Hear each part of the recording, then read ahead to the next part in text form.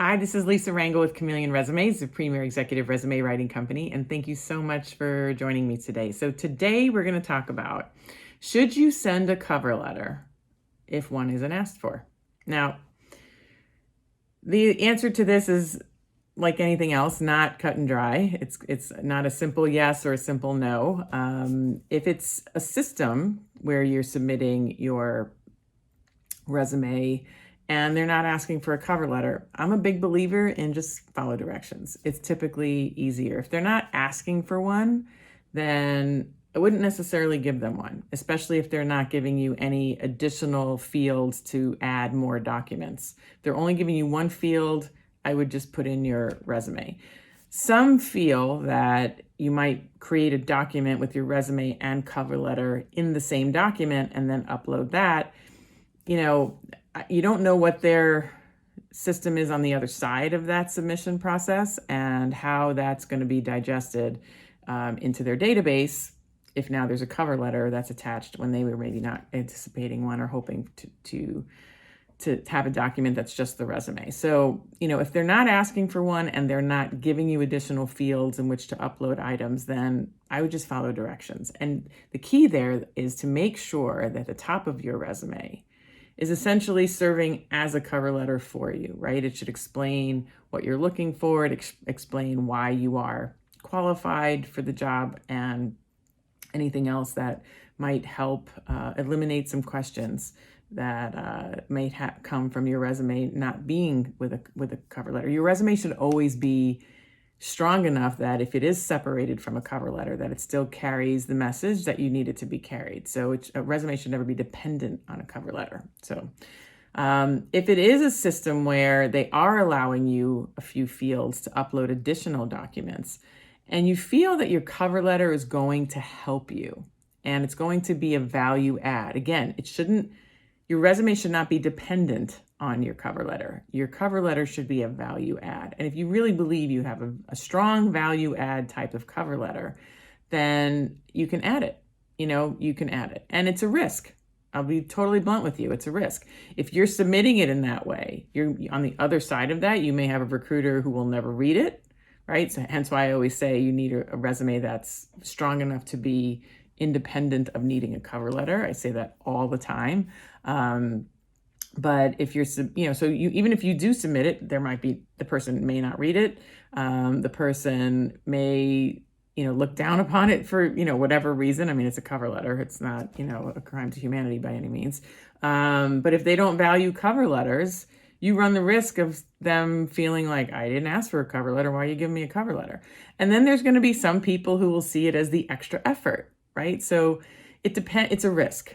But here's the thing with any of these decisions you might make, right? Because then there's another scenario before I get to the over launching point. Let me get to the third scenario. The third scenario is you're emailing somebody, right? And it's not a job posting with a system that you're submitting to your resume to.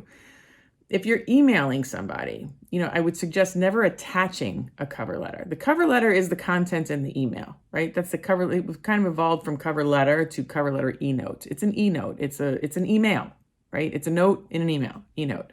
So it needs to be, short. It needs to be not scrollable. Like if they're reading it on mobile, they shouldn't have to scroll 3 times to read your cover letter.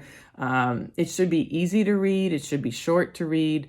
And so make sure it follows those norms. If you are emailing somebody, because they say, send me your resume, keep it short and sweet. If they say, send me your resume, and it's somebody you don't necessarily need a big, long cover letter, right? But if it's an unsolicited approach, I would still not advocate something really long if it's unsolicited, because you may not keep their interest, because the goal is to get them to open the resume. So keep the e-note really short and sweet, so they're incentivized to go, all right, well, let me see what this person's about. And they open up the resume. That's what you want, right? That's the goal.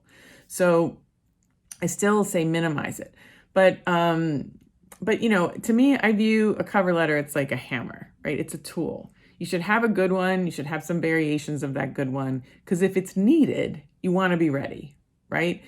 Like a hammer's not going to fix every solution that you have wrong in your house or your apartment or, in your yard, whatever the case may be. But when you need a hammer, other things aren't going to really substitute, right?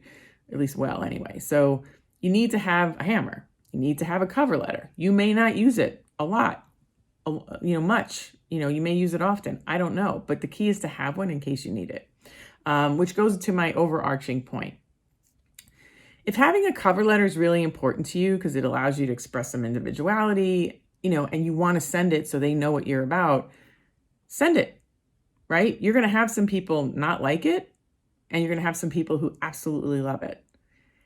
And both camps are okay, because you might be repelling the people who don't like cover letters, but if they don't like cover letters and they don't like the self-expression, then they're not your people, right? And that's okay that they don't like it. They're not reaching, if you don't send a cover letter and they like your background and now they reach out to you, you're going to start a process with people who maybe aren't valuing the extra step or aren't valuing the cover letter or view your extra step as inefficient. So now you're going to just be like kind of at odds mentally on things, right?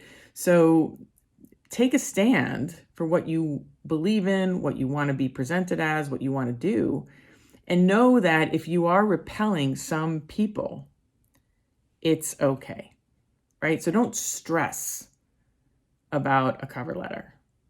Do your best, have a good one. I have some templates that you can, some models that you can use in my ebook that I'm going to give you a link to, that I'm selling, my cover letter book that I wrote down below.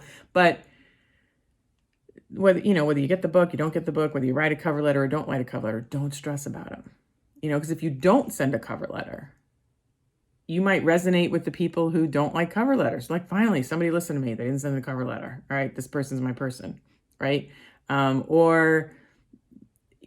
that's okay too, right? But if you don't send a cover letter to the people who love cover letters and they don't call you back because you didn't send a cover letter, well, then maybe that's great because you want to find an organization that doesn't want extra communications, right? So like every decision you make says something about you, and it attracts people who find what you did,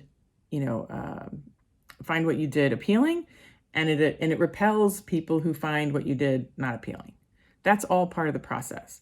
And this is why I say when you're too general and you don't take a stand one way or the other, when you're too general, you end up appealing to nobody. So the thing with a cover letter, should you send it? Do what you want. Follow instructions accordingly, and when in doubt, do what you want. Be who you are. But don't do it to impress somebody. That, I would say, is the only motivation you should not do. Don't do it because you want to impress them. Because you may be guessing wrong what impresses them. But if you do what you normally do, then you're going to attract those who find what you did appealing. So I hope that helps. And I hope it puts, it doesn't give any more ease to the argument of if you should send a cover letter or not. But that's the thing with most of these questions, is that the answer is it depends. And you need to look at the scenario. You need to look at what's required. Obviously, if you have directions to send or not send, you do that. But in the end, when you're unsure, you have to trust your gut. And your gut's, in my opinion, never wrong, even if it leads to rejection, because if that means it probably wasn't your path. So with that said, like I mentioned earlier, the link to buy my cover letter ebook is below, and it has samples in there that you can use and you can model. And I hope it helps. If you like this video, I'm going to ask you to like it. If you think somebody would benefit from this video, I'm going to ask you to share it. And don't forget to subscribe to the channel so you don't miss next week's video. And if you have a comment or a question, do not hesitate to email me at lr@chameleonresumes.com or comment below.